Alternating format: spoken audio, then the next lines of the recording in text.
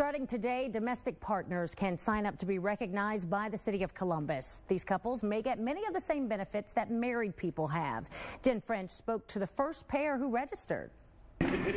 They've been together for 10 years. Is he a good roommate? Yeah. Best I've ever had.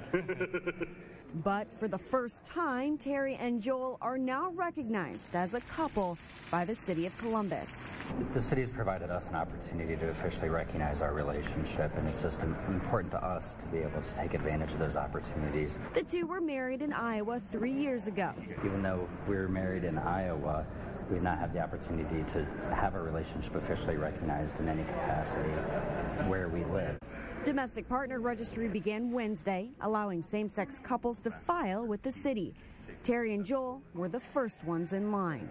If one of us is in the hospital and we want to visit the other person, and any other instances where companies provide those types of benefits. To know that we don't have to go and explain or, dependent on like hospital policies or other types of policies. It's not exactly tying the knot. Same-sex marriage still isn't recognized in Ohio.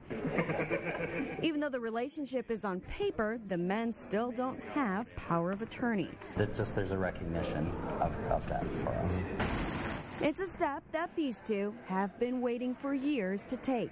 At City Hall, Jen French, ABC 6 News. Well, straight ahead, cohabitating couples can also register. Notarized proof of living arrangement and property must